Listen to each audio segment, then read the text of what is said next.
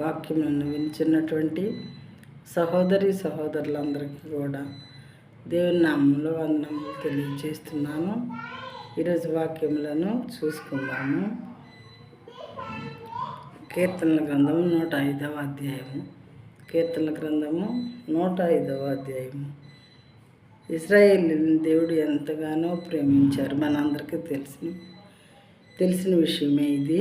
అయితే దేవుడు అంతగా ప్రేమించినప్పుడు వీళ్ళు గర్వపడి మరి ఆయన మాట వినకుండా తయారైనప్పుడు ఆయన ఐగుప్తు దాస్యానికి వాళ్ళని అప్పచెప్పారు. ఐగుప్తులో దాసులుగా దాస్యం చేయవలసినటువంటి పరిస్థితి వాళ్ళకి వచ్చింది. ప్రియమైన వాళ్ళారా, అయితే ఆ దాస్యంలో ఉండి ఆ కఠిన బాధలు వాళ్ళు భరించలేక చాలా సంవత్సరాలు అక్కడ బాధపడిన తర్వాత ఏం చేశారు? మళ్ళీ దేవునికి మొరపెట్టడం మొదలుపెట్టారు. మన దేవుడు మాట మనం వినకపోవటం వల్ల మనకి కష్టాలు వచ్చాయి. మరి దేవుడు కరుణ కలిగినటువంటి వారు కాబట్టి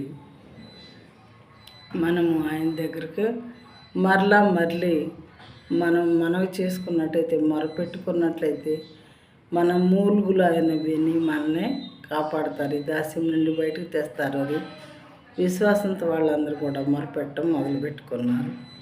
అప్పుడు దేవుడు వారి మూలుగులు విన్నారు. విని ఎంతైనా దేవుడు వాళ్ళని ఎంతగానో ప్రేమించారు కదా, అందుకని చెప్పి నా బిడ్డలు మొరపెట్టుకుంటున్నారు.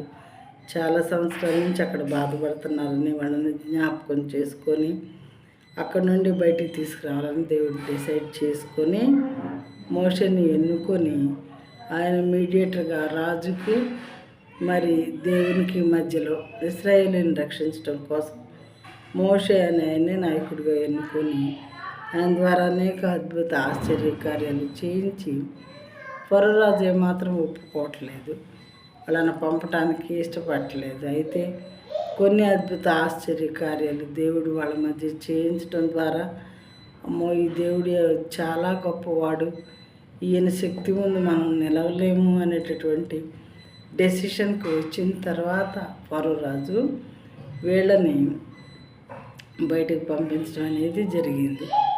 అయితే ఏమేమి అద్భుతాలు ఆయన వీళ్ళ మధ్యలో చేశారు, వాళ్ళని బయటికి తీసుకురావడానికి దేవుడు మోషే ద్వారా ఎలాంటి క్రియలు చేయించారనేవి కొన్ని చూద్దాం మనం.